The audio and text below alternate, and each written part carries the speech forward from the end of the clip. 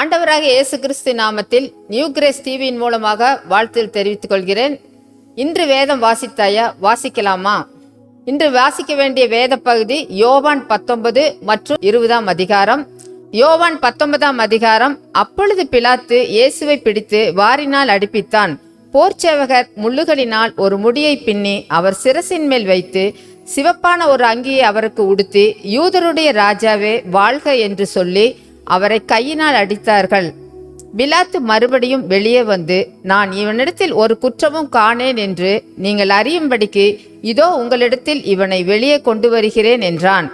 இயேசு முள்முடியும் சிவப்பங்கியும் தரித்தவராய் வெளியே வந்தார்.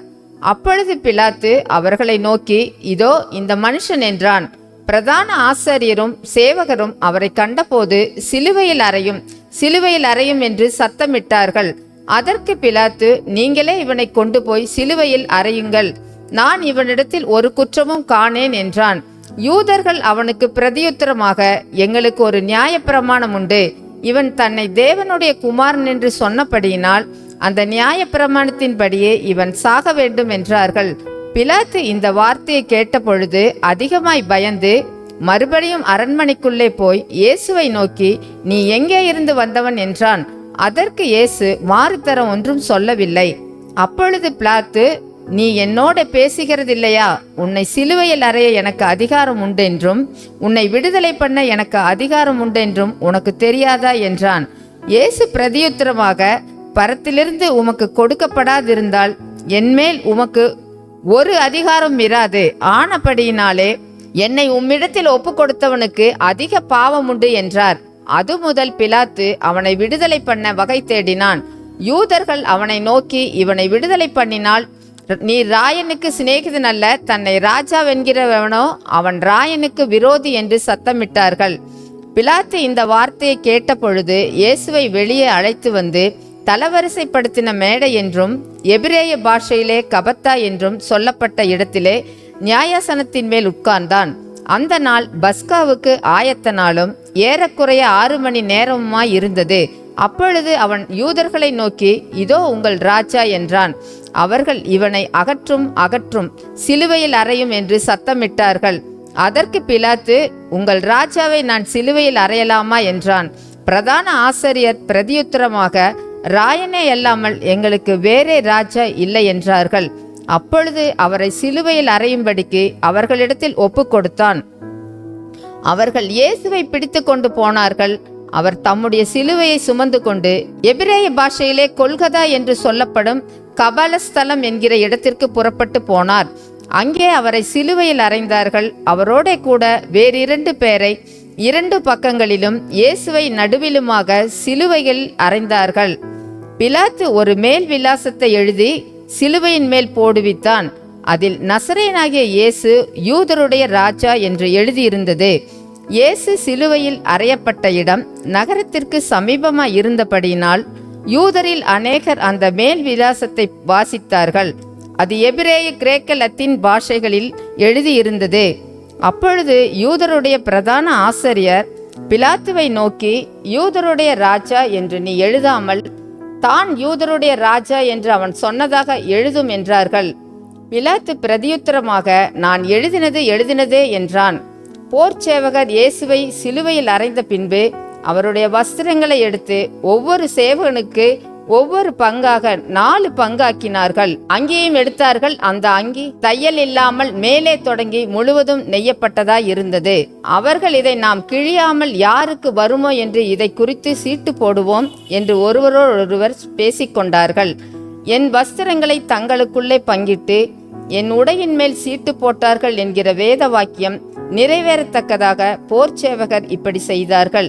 இயேசுவின் சிலுவையின் அருகே அவருடைய தாயும் அவருடைய தாயின் சகோதரி கிலயோப்பா மரியாளும் மகதலேனா மரியாளும் நின்று கொண்டிருந்தார்கள்.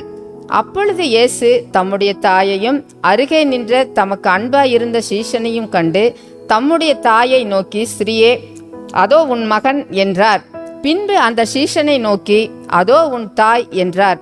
அந்நேரம் முதல் அந்த சீஷன் அவளை தன்னிடமாய் ஏற்றுக்கொண்டான். அதன் பின்பு எல்லாம் முடிந்தது என்று இயேசு அறிந்து வேத வாக்கியம் நிறைவேறத்தக்கதாக தாகமாயிருக்கிறேன் என்றார். காடி நிறைந்த பாத்திரம் அங்கே வைக்கப்பட்டிருந்தது. அவர்கள் கடற்காலனை காடியிலே தோய்த்து ஈசோப்பு தண்டில் மாட்டி அவர் வாயினிடத்தில் நீட்டி கொடுத்தார்கள். இயேசு காடியை வாங்கின பின்பு முடிந்தது என்று சொல்லி தலையை சாய்த்து ஆவியை ஒப்பு கொடுத்தார். அந்த நாள் பெரிய ஓய்வு நாளுக்கு ஆயத்த நாளாய் இருந்தபடியினால் உடல்கள் அந்த ஓய்வு நாளிலே சிலுவைகளில் இராதபடிக்கு யூதர்கள் பிலாத்துவினிடத்தில் போய் அவர்களுடைய கால் எலும்புகளை முறிக்கும்படிக்கும் உடல்களை எடுத்து போடும்படிக்கும் உத்தரவு கேட்டுக்கொண்டார்கள். அந்தபடி போர்ச்சேவகர் வந்து அவருடனே கூட சிலுவையில் அறையப்பட்ட முந்தினவனுடைய கால் எலும்புகளையும் மற்றவனுடைய கால் எலும்புகளையும் முறித்தார்கள். அவர்கள் இயேசுவினிடத்தில் வந்து அவர் மரித்திருக்கிறதைக் கண்டு அவருடைய கால் எலும்புகளை முறிக்கவில்லை. ஆகிலும் போர்ச்சேவகரில் ஒருவன் ஈட்டியினாலே அவருடைய விலாவில் குத்தினான். உடனே இரத்தமும் தண்ணீரும் புறப்பட்டது. அதை கண்டவன் சாட்சி கொடுக்கிறான். அவனுடைய சாட்சி மெய்யாயிருக்கிறது. நீங்கள் விசுவாசிக்கும்படி தான் சொல்லுகிறது மெய்யென்று அவன் அறிந்திருக்கிறான். அவருடைய எலும்புகளில் ஒன்றும் முறிக்கப்படுவதில்லை என்கிற வேத வாக்கியம் நிறைவேறும்படி இவைகள் நடந்தது. அல்லாமலும் தாங்கள் குத்தினவரை நோக்கி பார்ப்பார்கள் என்று வேறொரு வேத வாக்கியம் சொல்லுகிறது. இவைகளுக்கு பின்பு அரிமத்தியா ஊரானும் யூதருக்கு பயந்ததினால் இயேசுவுக்கு அந்தரங்க சீஷனுமாகிய யோசேப்பு இயேசுவின் சரீரத்தை எடுத்து கொண்டு போகும்படி பிலாத்துவினிடத்தில் உத்தரவு கேட்டான். பிலாத்து உத்தரவு கொடுத்தான். ஆகையால் அவன் வந்து இயேசுவின் சரீரத்தை எடுத்துக்கொண்டு போனான். ஆரம்பத்திலே ஒரு ராத்திரியில் இயேசுவினிடத்தில் வந்திருந்த நிக்கதேமு என்பவன் வெள்ளை போலமும் கரிய போலமும் கலந்து ஏறக்குறைய 100 ராத்தல் கொண்டு வந்தான். அவர்கள் இயேசுவின் சரீரத்தை எடுத்து யூதர்கள் அடக்கம் பண்ணும் முறைமையின்படியே அதை சுகந்த வர்க்கங்களுடனே சீலைகளில் சுற்றி கட்டினார்கள். அவர் சிலுவையில் அறையப்பட்ட இடத்தில் ஒரு தோட்டமும் அந்த தோட்டத்தில் ஒரு காலும் ஒருவனும் வைக்கப்பட்டிராத ஒரு புதிய கல்லறையும் இருந்தது. யூதருடைய ஆயத்த நாளானபடியினாலும் அந்த கல்லறை சமீபமாயிருந்தபடியினாலும் அவ்விடத்திலே இயேசுவை வைத்தார்கள். யோவான் 20ஆம் அதிகாரம். வாரத்தின் முதல் நாள் காலையில் அதிக இருட்டோடே மகதலேனா மரியாள் கல்லறையினிடத்துக்கு வந்து கல்லறையை அடைத்திருந்த கல் எடுத்து போட்டிருக்கிறதை கண்டாள். உடனே அவள் ஓடி சீமோன் பேதுருவினிடத்திலும் இயேசுவுக்கு அன்பாயிருந்த மற்ற சீஷனிடத்திலும் போய், கர்த்தரை கல்லறையிலிருந்து எடுத்துக்கொண்டு போய்விட்டார்கள், அவரை வைத்த இடம் எங்களுக்கு தெரியவில்லை என்றாள். அப்பொழுது பேதுருவும் மற்ற சீஷனும் கல்லறையினிடத்துக்கு போகும்படி புறப்பட்டு இருவரும் ஒருமித்து ஓடினார்கள். பேதுருவை பார்க்கிலும் மற்ற சீஷன் துரிதமாய் ஓடி முந்தி கல்லறையினிடத்தில் வந்து அதற்குள்ளே குனிந்து பார்த்து சீலைகள் கிடக்கிறதை கண்டான். ஆனாலும் அவன் உள்ளே போகவில்லை. சீமோன் பேதுரு அவனுக்கு பின்னே வந்து கல்லறைக்குள்ளே பிரவேசித்து சீலைகள் கிடக்கிறதையும் அவருடைய தலையில் சுற்றியிருந்த சீலை மற்ற சீலைகளுடனே வைத்திராமல் தனியே ஒரு இடத்திலே சுருட்டி வைத்திருக்கிறதையும் கண்டான். முந்தி கல்லறையின் இடத்திற்கு வந்த மற்ற சீசனும் அப்பொழுது உள்ளே பிரவேசித்து கண்டு விசுவாசித்தான். அவர் மரித்தோரிலிருந்து எழுந்திருக்க வேண்டும் என்கிற வேத வாக்கியத்தை அவர்கள் இன்னும் அறியாதிருந்தார்கள்.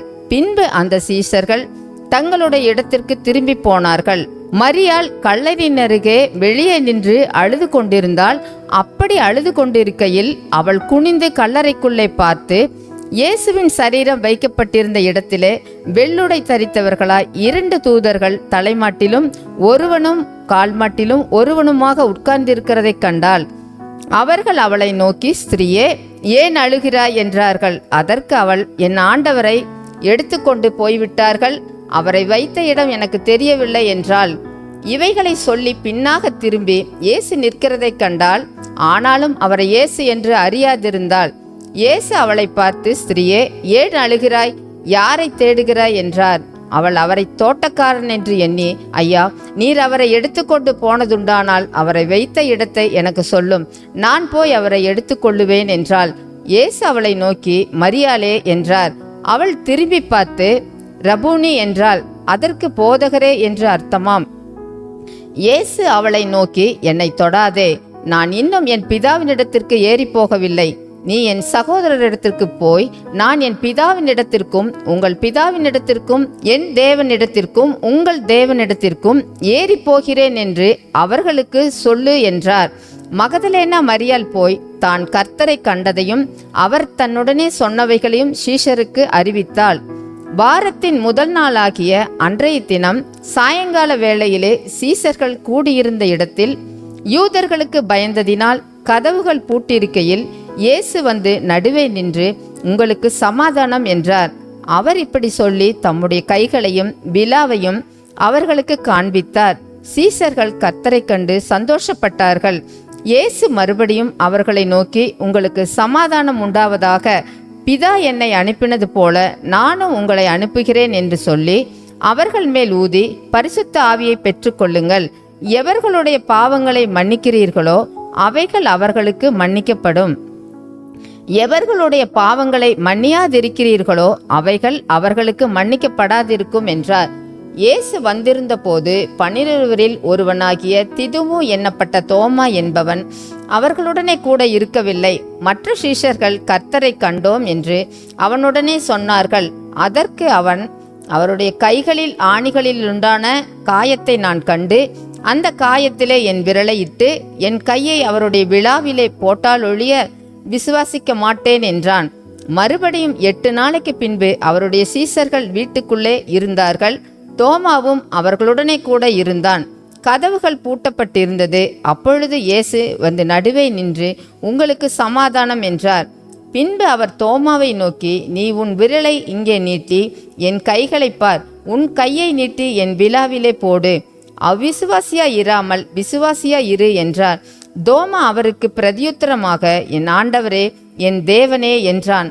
அதற்கு இயேசு, தோமாவே, நீ என்னை கண்டதினாலே விசுவாசித்தாய், காணாதிருந்தும் விசுவாசிக்கிறவர்கள் பாக்கியவான்கள் என்றார்.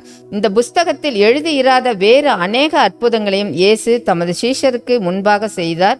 இயேசு தேவனுடைய குமாரனாகிய கிறிஸ்து என்று நீங்கள் விசுவாசிக்கும்படியாகவும், விசுவாசித்து அவருடைய நாமத்தினாலே நித்திய ஜீவனை அடையும்படியாகவும் இவைகள் எழுதப்பட்டிருக்கிறது.